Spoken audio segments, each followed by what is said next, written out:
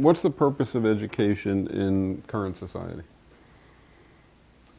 You know, and say now in the United States. We live in the United States, so. Well, we know the cliches about what it's supposed to be. I'm not asking that. What's the real purpose?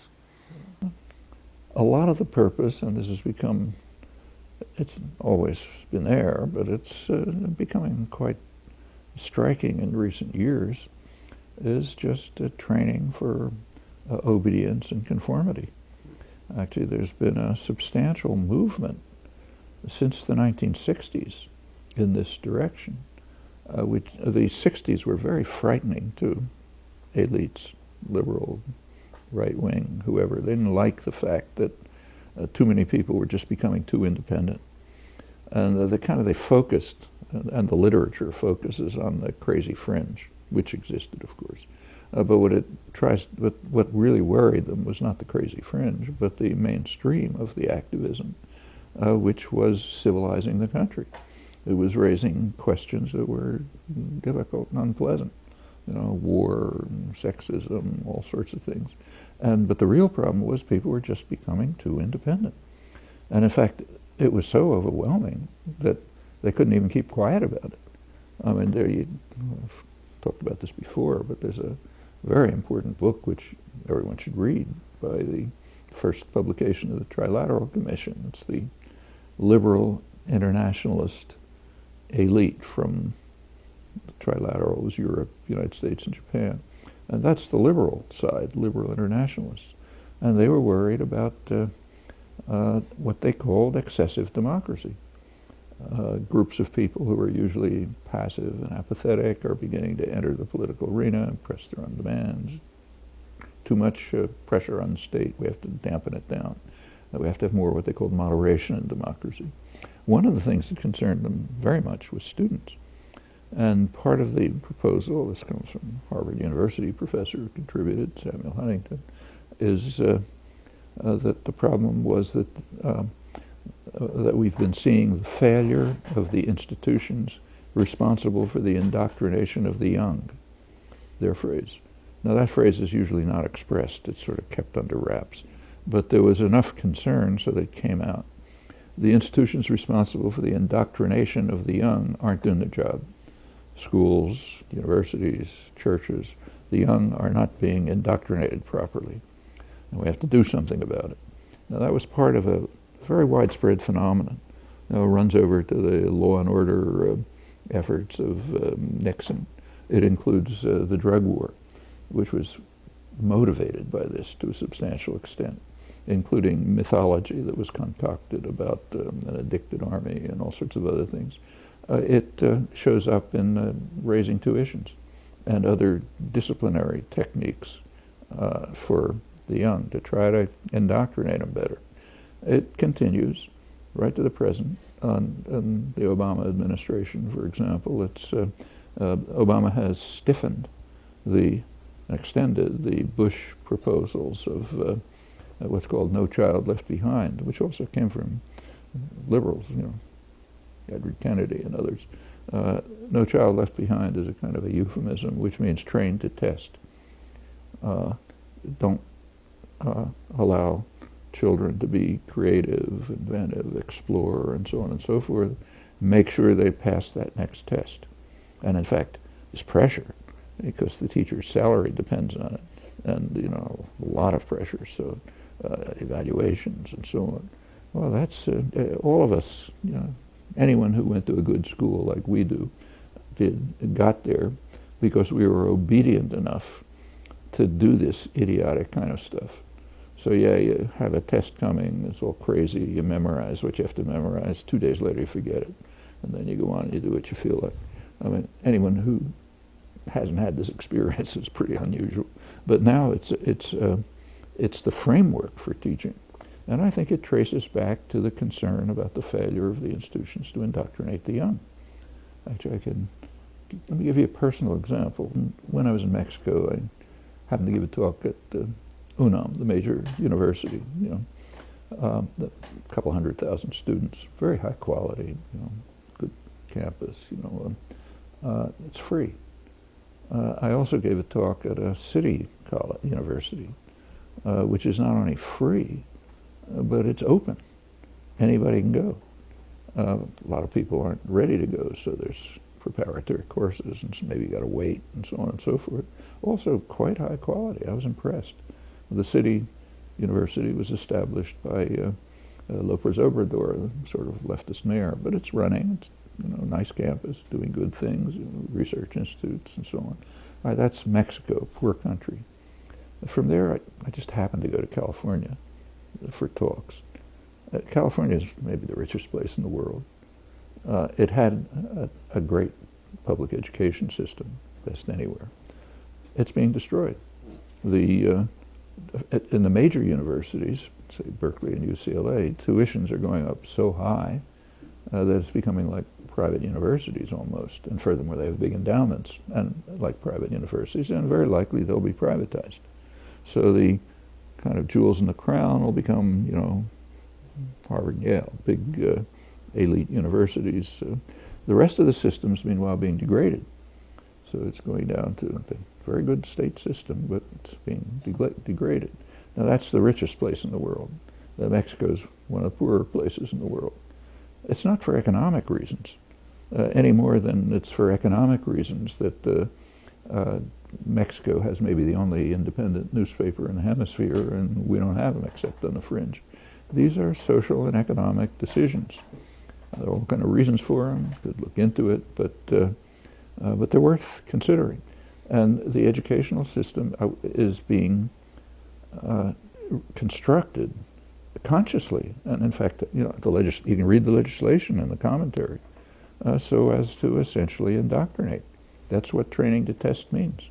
I mean, I can tell you personal examples from teachers. I could actually even see it with my grandchildren, but teachers who I've talked to have told me that, and students or parents have told me that, I remember recently a parent told me that her daughter, like I forget what, maybe 6th grade or something, was interested in some topic that came up in class, and asked the teacher about it, and wanted to think about it some more. And the teacher said, "I'm sorry, we can't talk about that because we have to make sure that on this that doesn't come up in the test, and you got to pass the test." Yeah, I'm sure that happens all the time. Okay, those are forms of indoctrination, imposing discipline, and so on. They've always been there. In fact, you go back to the origins of one of the really impressive things about U.S. educational history by comparative standards is that the U.S. set up a mass public education system way before Europe did. And in fact has big research institutes, research universities, which Europe didn't have, and so on. So it was well in advance, and a lot of the economic industrial success of the United States is based on it. But even at the very beginning, during this period, a large part of the purpose of the mass education system was to turn independent farmers into disciplined factory workers, which was a big change. They didn't like it. These are huge changes. There was a lot of battles and struggles about it. You go back to the 19th century, the working people regarded wage labor as approximately like slavery. And even Abraham Lincoln, it's different from slavery because it's temporary. That was the position of the Republican Party, and that was a very common view. And to try to drive that out of people's heads and get them to be subordinated to big corporate institutions in which they're essentially cogs in a machine, that was hard. And a large part of the education system was training for that. It's not everything. I mean, there's creative teaching too. But. So, in this view, the current educational system, while there are holes and there are, basically its aim is to indoctrinate, is the word you're using, is to take. They used. Is I'm borrowing it. Right. Is to take the incoming classes, to acclimate them to boredom, to make them capable of enduring incredible boredom, obey orders, follow discipline, and so on. And to be skilled. And to be skilled at the skills that are called for by the system that they're about to enter. Okay, so and in some cases that means that there's a small sector of people who are going to run the system out there who are conveyed certain kinds of skills that are associated with thinking and being open-minded and so on, they're going to be the masters. Okay, if that's the picture of education as we suffer it, I guess is the right word, in the United States and developed world and so on, what is good education? What would be a system of education? I mean, take, say, graduate education in the sciences. I mean, take where I am, MIT. One of the reasons I've never dreamed of going anywhere else is because I like the culture there. It's a science-based university. It's kind of research-oriented. Students are expected to challenge. They're not expected to copy down what they were told. If they can get up in a class and say, I think you're wrong, I got a better idea, that's good. That's, I mean, it doesn't work 100%, but the kind of culture is that's what you're supposed to cultivate. And in fact, that's what a good education in the sciences is. I mean, for a pretty good reason. If it wasn't that, the sciences would die. And they survive on challenge, creativity, new ideas, which often come from young people. I mean, any faculty member has got a gray cell functioning. If they don't learn from their students, there's something wrong with them. And that's what education ought to be. In fact, it ought to be across the board. Suppose, I know you don't like to give advice, but nonetheless, suppose somebody's getting out of school and they're thinking about becoming a professor. A professor? Yeah. And the person says, I want to be socially relevant. I want to be responsible. I want to contribute to justice. Is becoming a professor a good route to follow, or are the pitfalls and the dangers so bad that I'm likely to be dysfunctional and incapable of carrying out my will? First of all, remember that no human being is solely a professional. You're also a human being. So you can be an algebraic topologist and do extremely good work, socially relevant work. I mean, take, say, MIT, which you remember. The faculty peace groups, which were not very radical, but by the standards of the day were, kind of like off the spectrum, were mostly from MIT faculty and mostly scientists, professional scientists, Nobel laureates, The person's asking you about becoming an economist, a sociologist, a psychologist, okay, etc. But first thing is, to be a professor or a carpenter or whatever you decide to be does not exclude being a human being. So there's plenty that you can do. But suppose you want to go into a profession that has immediate human consequences, economics, sociology, history, and so on. It's not excluded. It's going to be hard. But there are people who do it. I could give names. There are people who go into those professions and do extremely good work. It's not so easy. You do run into the filters and the barriers. Extrapolate the question a little bit. Of course it's possible. I have friends. But what does the person need to do to protect themselves from what occurs 90% of the time, which is the loss of those desires and the following out of, the instructions to advance? How does the person protect against that? By just being honest and having a thick skin. I mean, you have to understand what the reaction is going to be. People don't like to be challenged. I mean, it's the same,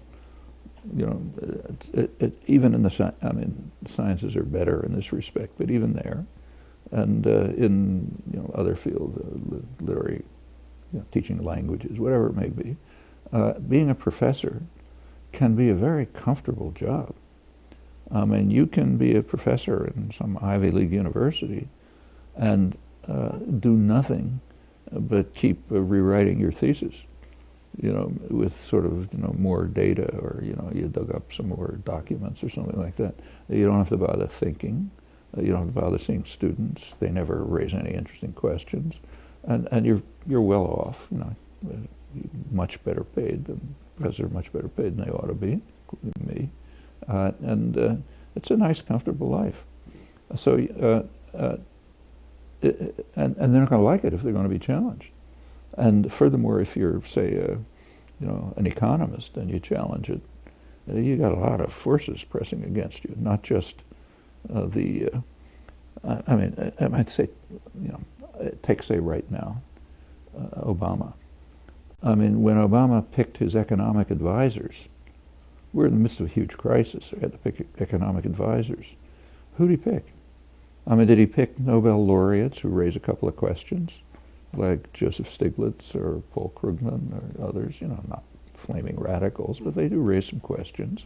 And they're Nobel laureates, very respected in their field. I mean, not even considered. What he picked is the people who created the crisis. Larry Summers, Robert Rubin, the big advisor, Tim Geithner. Okay, because he's in the pocket of the financial institutions. I mean, the ones who put him into power. So he picked people who are going to do their job. It's just kind of interesting to see how that worked. You learn a lot about how the political system works just by paying some attention to what's, again, on the front pages. So Obama, the financial institutions, which are now pretty much the core of the economy since big changes took place since the 70s, they preferred him to McCain. They were the core of his funding. They sort of got him in. And he's expected to work for them naturally. And that's what the advisors were. That's what the policies are. You bail out Goldman Sachs by picking up the debts of AIG and, the whole story. Well, it led to a lot of popular anger. A lot of the popular anger is seriously misdirected, but the anger is understandable. I mean, here we are bailing out blank fine and those guys, the ones who created the crisis, and they're making more profits than ever and giving out huge bonuses and so on after we bail them out. Not just TARP, that's a small part of it. They claim they paid back TARP, that's a tiny part of it. But here those guys who created the crisis are doing great. Meanwhile, we're suffering. For manufacturing workers, it's kind of like the Great Depression, like 1 out of 6 unemployed. So, there's anger.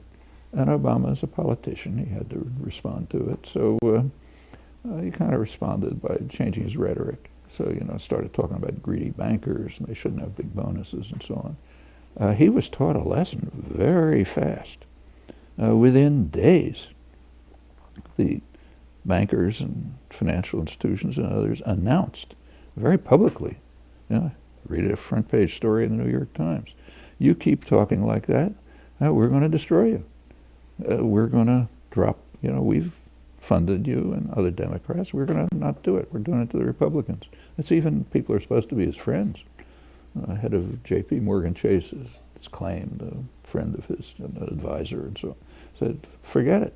You try talking like that, you start talking about regulation, even if you don't mean it, we're just going to get rid of you. Within days, Obama conceded. He gave an interview to the business press, Bloomberg News, which you then saw in the Wall Street Journal and elsewhere, in which he said, these bankers are really fine guys, they're my best friends. He said, I speak for the American people when I say they deserve their bonuses because we believe in the free market. I mean, is that what the American people are saying? The American people wants to tear them to shreds, But I speak for the American people because we believe that these are great guys and they deserve their bonuses and everything else because we believe in the free market, which doesn't believe in for a minute. The succession of events was kind of like a caricature of the critique of the harshest critique of the political system. All right, so this leads into the next large area that I want to talk about with you, which is the economy, or economics. I have a sequence of questions about economic institutions, structures, etc. Start with the most obvious, prominent one that people talk about. In your view, what's wrong with private ownership of the means of production? Well, here I agree with American working people in the 19th century. I mean, wage labor is fundamentally no different from slavery, unless it's temporary, which it was for a lot of people in the 19th century. We should not have relations of hierarchy, dominance, subordination, centralized control over the means of life, people who give orders and others take them. Applies all that? Yeah. How? I mean, if you have private ownership of the means of production, it means that first of all, the people, it's not just one person, it's a institution, so you get like, maybe it's a corporation or private business or something. First of all, internally, it's essentially a totalitarian institution, almost necessarily.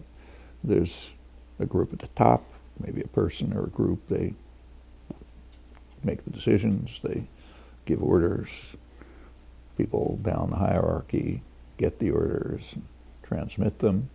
At the very bottom, you get people who are permitted to rent themselves to survive. That's called a job, wage labor. And you get the outside community who's allowed to purchase what you produce, and of course they're very heavily propagandized to make them want to consume it even if they don't. So I mean, that's the nature of the system. It's kind of about as close to totalitarianism as you can imagine. And it gets even worse because when you get to the corporate system, these are state-created institutions given great privileges by the state, meaning, you know, the public, to the extent that the system's democratic. I mean, you can argue maybe on technical economic grounds that it's worth giving them those privileges, but that doesn't change the fact. So just take the very nature of corporations. And corporations are based on what's called limited liability, meaning if you're a participant in a corporation and the corporation, say, carries out mass murder, there's limited liability. The participants aren't guilty of it. So corporate manslaughter, for example, is a huge phenomenon, but it's almost never punished. I mean, I could give a few references on it that are not studied very much. Okay, that's a big gift, and that's just the beginning. I mean, after that, the state has given massive other benefits to corporations. I mean, it's now just embedded into American law. In fact, we saw a really dramatic and striking example in January, the Supreme Court decision on Citizens United versus Federal Electoral Commission. The ultra-right on the court, they're called conservative, but nothing to do with conservatism. The ultra-right majority, appointed by Bush, managed to railroad through with radical judicial activism, just what they're alleged to oppose. They managed to ram something through which, in effect, grants corporations the right to buy elections. I mean, they were doing it anyway, but do it all kind of complex and indirect ways. Now it says simply you can advertise for the candidate you like right to the end as much money as you want. I mean, when it's discussed, it said corporations and unions, but that's a bad joke. So it's corporations. And it was, the decision was supported by the ACLU. I mean, they were one of the groups that I think they presented a brief in favor of it. And I kind of understand it in a way. I mean, it's based on the idea that goes back a century that corporations are what are called natural entities. About a century ago, the courts and courts and lawyers kind of shifted to a view of corporations, which had in fact been articulated, but it was kind of like in the background. But that finally became sort of formalized a century ago, and that is that corporations, though they are state-created legal entities, are natural entities, meaning persons. So they're identical with persons. Humans of flesh and blood. Well, humans of flesh and blood have, say, the rights of the Bill of Rights. So therefore corporations do. I mean, this has already been happening. Like, it didn't come out of the blue, but it became kind of institutionalized. Furthermore, a decision was made also by the courts that corporations are identical with the managers, identical. So the corporation becomes like not workers and community, forget about them, but not even shareholders. It just becomes management, which means the management of a corporation is a person with all the rights of persons. Okay, now let's, and then in later legislation it becomes much worse. So the so-called free trade agreements, which don't have much to do with free trade, give corporations, meaning corporate management, rights that go way, way beyond the rights of persons. We could run through them, but that's a core part of NAFTA and the World Trade Organization and so on. So here you have these state-created entities, which of course get massive support from the public in all sorts of ways, like most of their research and development and so on, which have rights way beyond persons. The management does. Okay, now comes the Supreme Court in January 2010 and says you, the management of corporations, can buy elections directly. And the ACLU approves because that's free speech. After all, they're persons, persons have the right of free speech, so of course. And in fact, the actual majority decision was extremely interesting. The press has noticed this, or even legal commentators. But the majority opinion, written by Justice Kennedy, includes the harshest critique of the media that I have ever seen. Goes far beyond any media critics I know of, far beyond any I would have said, or Ed Herman, or Norman Solomon, or anyone else. What Justice Kennedy said is, look, he said, media corporations, like say CBS, have the right of free speech. We don't censor them. So therefore, why shouldn't General Electric? It's just, they should have the right of free speech. Free speech means money, so that's quite interesting. I mean, CBS is given massive gifts from the government, like access to the public airways and many other things, in addition to the normal rights of a corporation, on the condition that they fulfill a public trust. The public trust is, convey information honestly, give opinions and so on. Now, they're often criticized for not meeting the public trust, which they don't. But Kennedy is saying, although he probably doesn't even understand what he's saying they don't have a public trust. I mean, they're like General Electric. Well, General Electric, by law, has a commitment, namely to maximize profit. If an executive of General Electric deviates from that, he's actually breaking the law. So what Kennedy is saying is, CBS, the New York Times, and so on, have no public trust. They're not supposed to prevent news or information or anything. There's nothing they're supposed to do, just make profit. I mean, have you ever heard a criticism of the media anywhere near that harsh? But it kind of passed, and the ACLU approved of it, because they're all caught up in some crazed ideology about how these state-created artificial institutions are persons of flesh and blood. I mean, it shows you how, I'm just barely sampling what happened. It's actually much worse than this. Okay, well, these are, parts of the, parts of what's called a free enterprise system. It's a bad joke. But going back to your question, once you have private ownership of the means of production, that's the way it's going to go.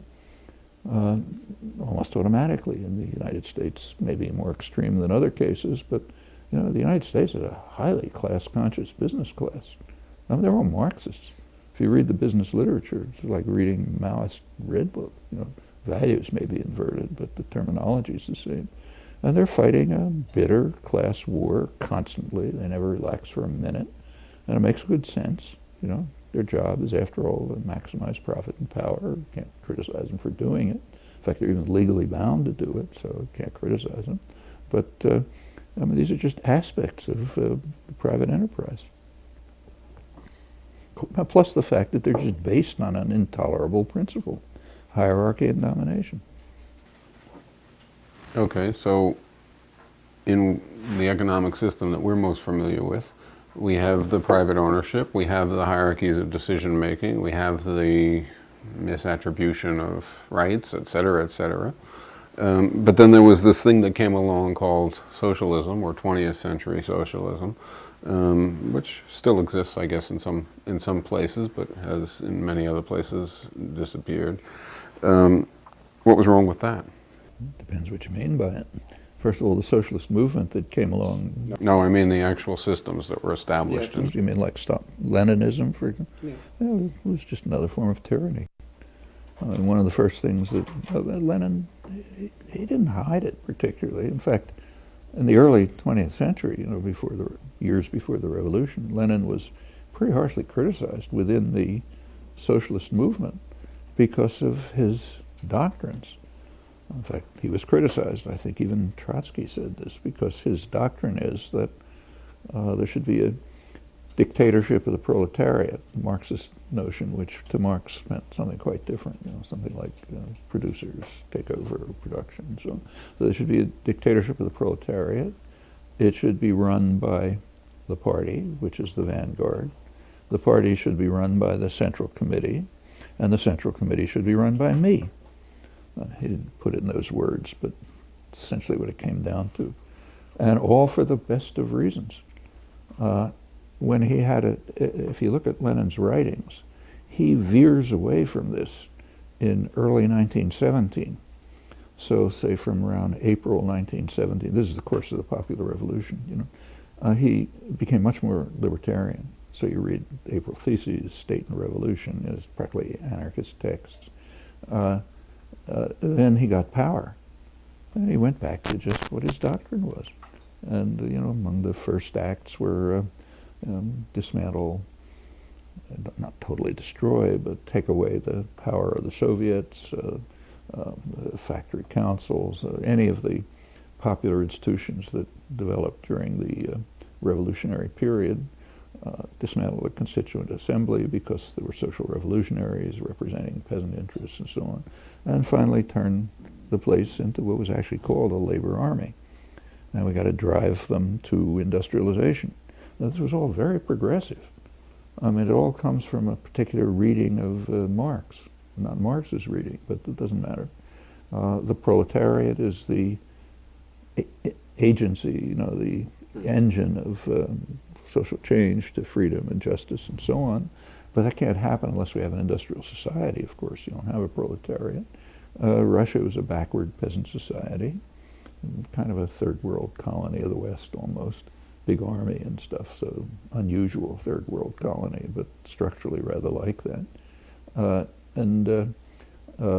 Marx himself was very much interested in the revolutionary potential of the peasantry in his last years, and he worked a lot on it. But all of that was kind of suppressed by the, you know, the urban socialists and like that stuff. The picture was, well, we have to industrialize the country. Then we'll have an urban proletariat, and then the iron laws of history start working, and you get socialism and communism and all kind of wonderful things. All very progressive. Trotsky went along with it. And what he developed was a tyranny, for good reason, you know, for principled reasons. Stalin turned it into a monstrosity, but I think the basic structure was already there.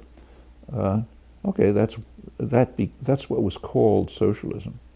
Now you have two major propaganda systems in the world. The hugest one by far is the Western propaganda system, you know, U.S., Britain, and so on, overwhelming. There's another propaganda system after 1917, the Bolshevik propaganda system, nowhere near as powerful, but it had a lot of appeal, especially in the third world. You know, they were industrializing and seemed to be, intellectuals liked it for all kind of reasons. So it did have appeal. Now, these two systems disagreed on a lot of things, but they agreed on one thing, namely that this is socialism. And they agreed on it for different reasons. The West agreed on it because they wanted to defame socialism. Say, look, it's just this tyranny.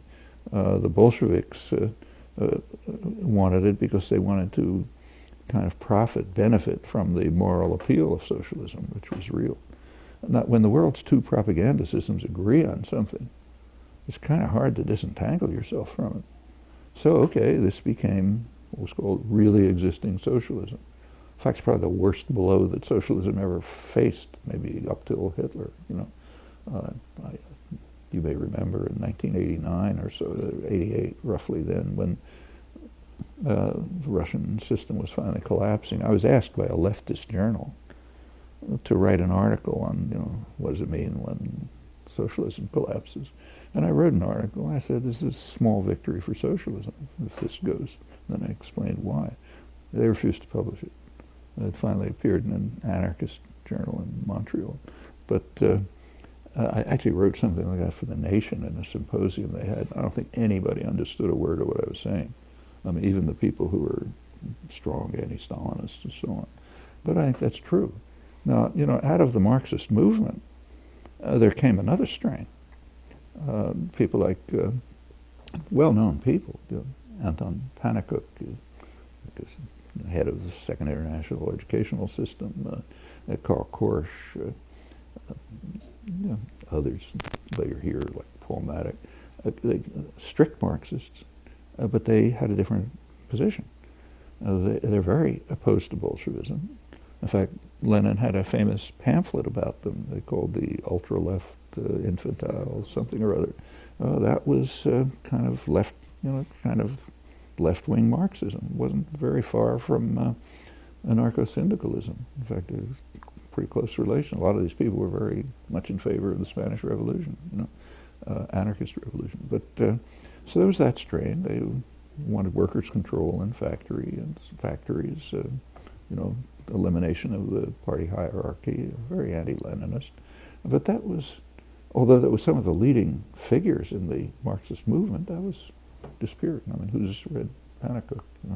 But you have. Okay, who else? But in fact, the stuff didn't even reach the West until the 1950s. But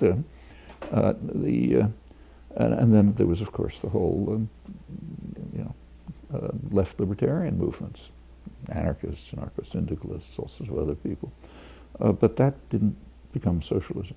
Well, socialism became Lenin, or else social democracy, a German social democracy, which was kind of reformist, parliamentary social democracy, which did do things for workers' rights and women's rights and so on. So, but it's within the framework of state capitalist democracy.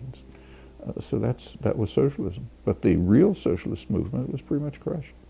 What's the word class mean to you, or the concept? What do you think it refers to? What's class?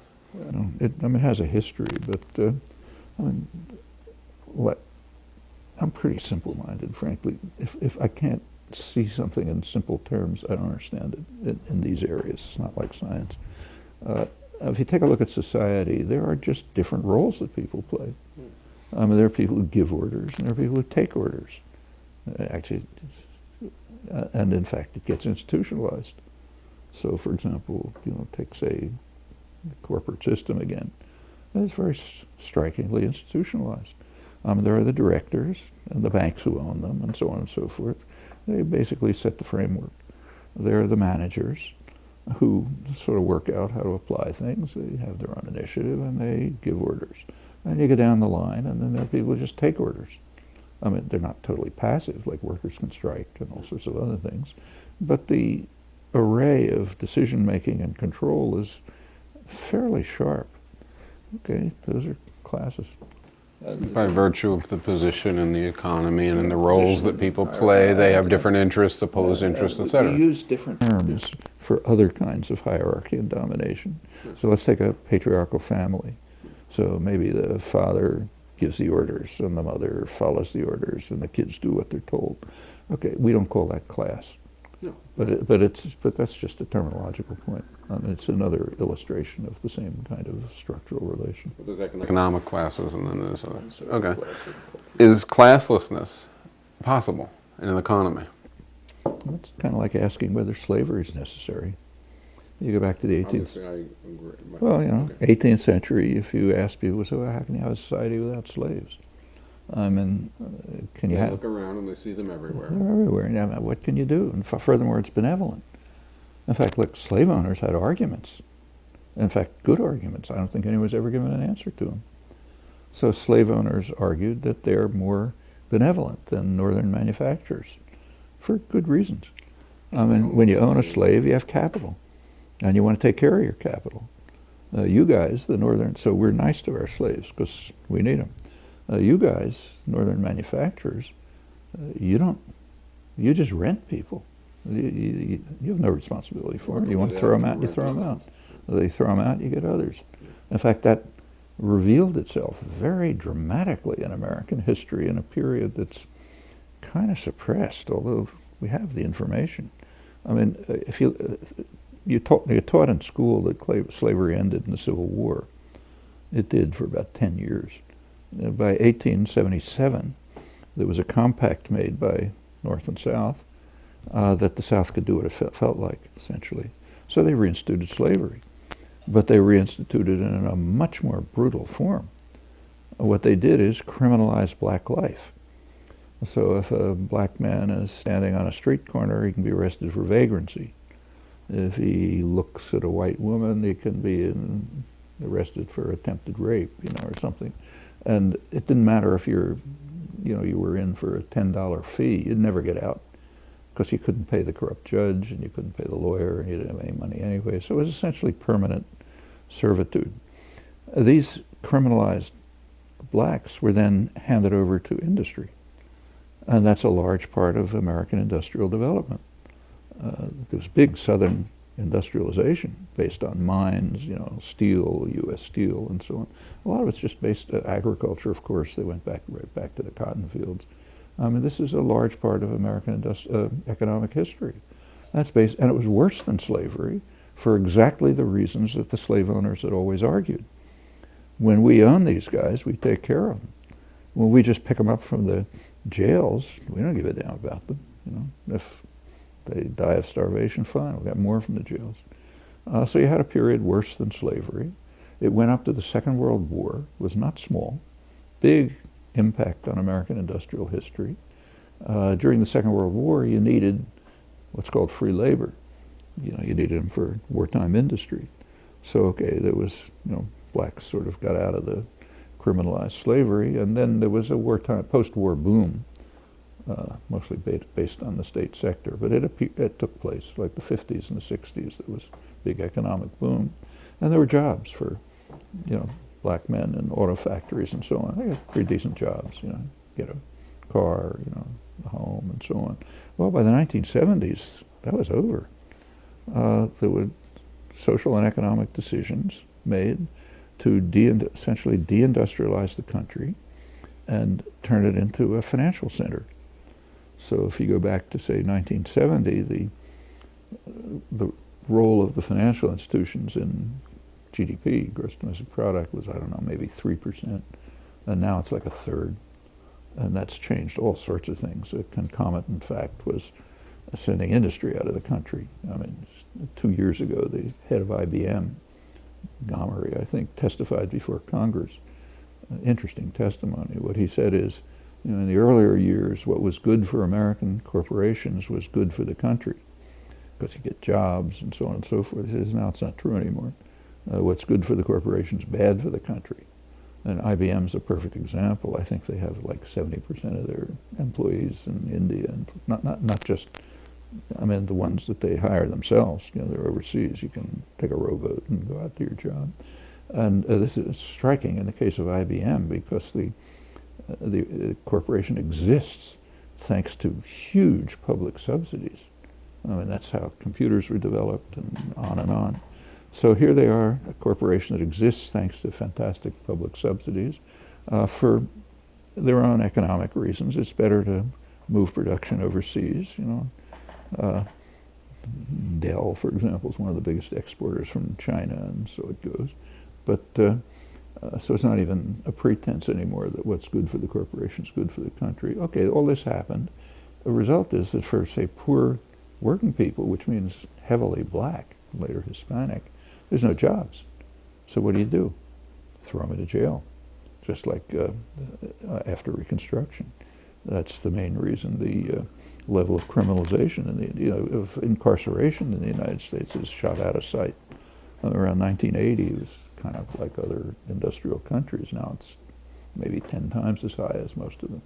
That's mostly black and Hispanic on sort of drug charges, kids picked up with a joint or something.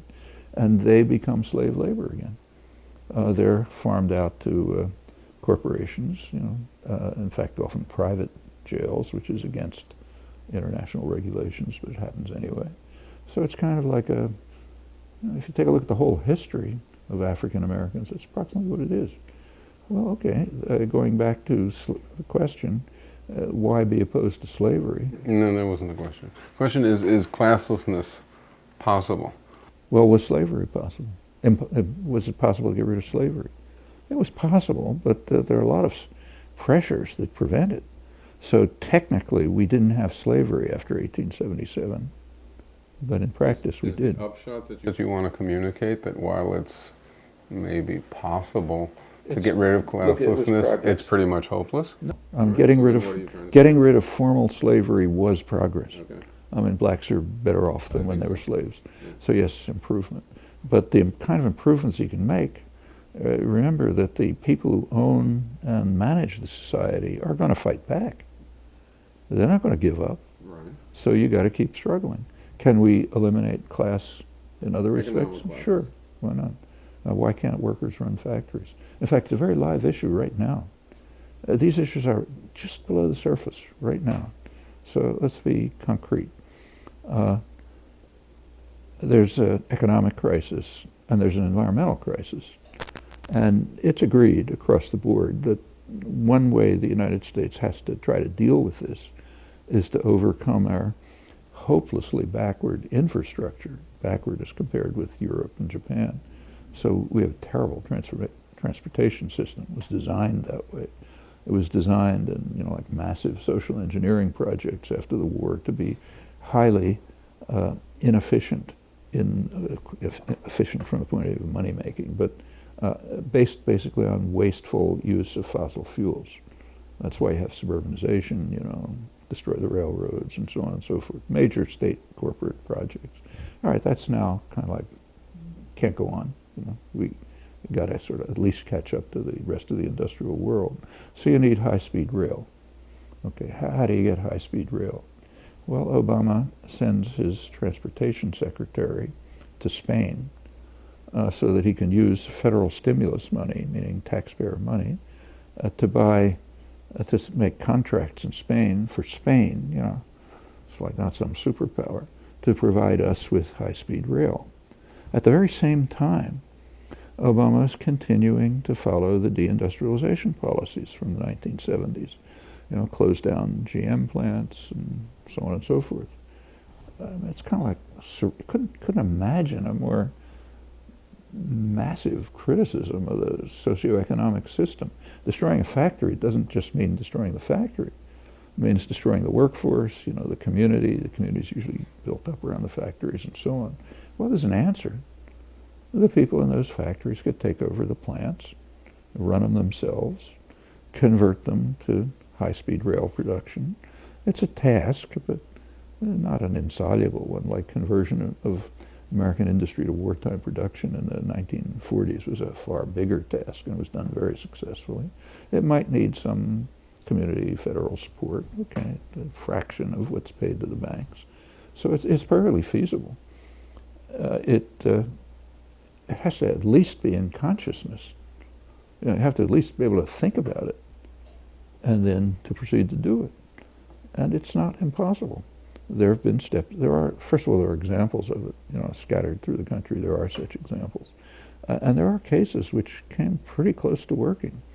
The most important one I know is in Ohio, Youngstown, about 30 years ago, I guess. Youngstown Steel. The town was sort of based around the steel industry. It's a steel town. U.S. Steel decided to move somewhere else. There were a lot of protests, strikes, I think there were even sit-downs, a lot of community protests. And finally, an effort led by Stoughton Lind, radical lawyer, it went to try to take it to the courts so that to try to get the courts to agree that the so-called stakeholders, the community and the workforce, could take over the corporate institution that was being dismantled. And I went to the courts, and they finally lost in the courts. Not for any economic reason. No, they lost because they didn't have enough public support. If they'd had enough public support, it could have won.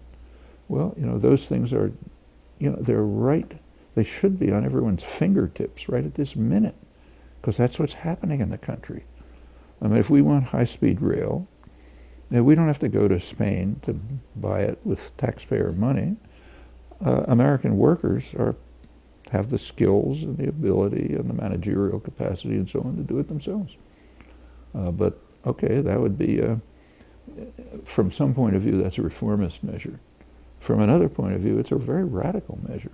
It's a move towards eliminating class society. And it's not that utopian.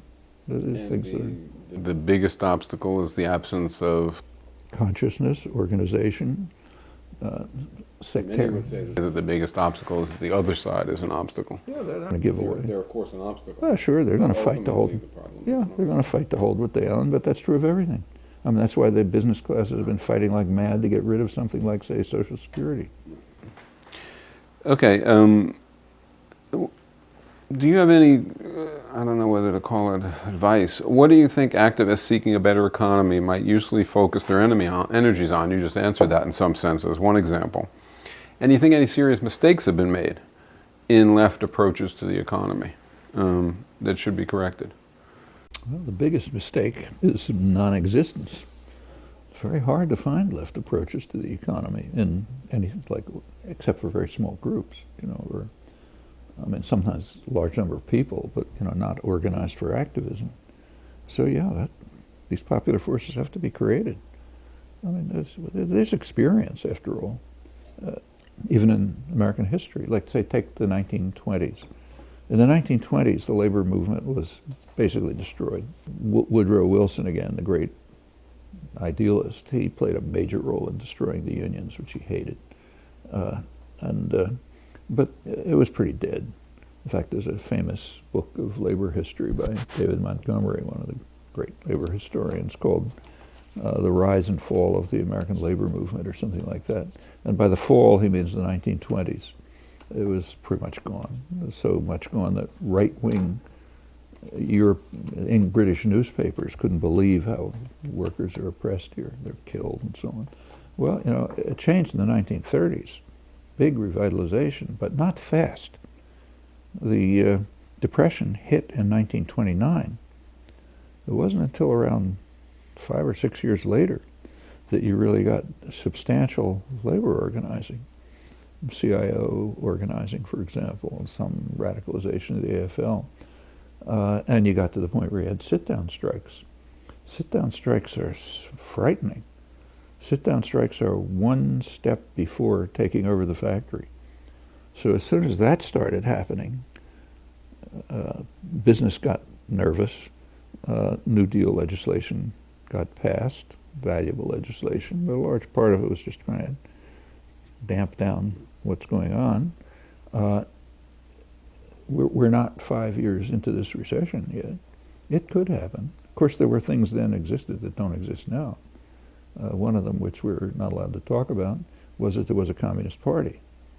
Now, you know, the Communist Party was all tied up with Stalin worship, but for most people in the party here, that didn't mean much. I mean, I can remember, this is my personal experience now, like my aunts and uncles who were, you know, unemployed workers were in the Communist Party, and they'd say the right words about Russia, but they didn't give a damn what happened in Russia. They were interested in unions, civil rights, you know, rights for blacks, workers' rights, and, you know, getting a vacation in a union establishment. All that's what they were interested in.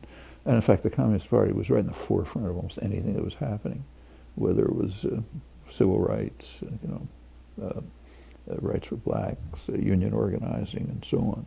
Well, that was crushed.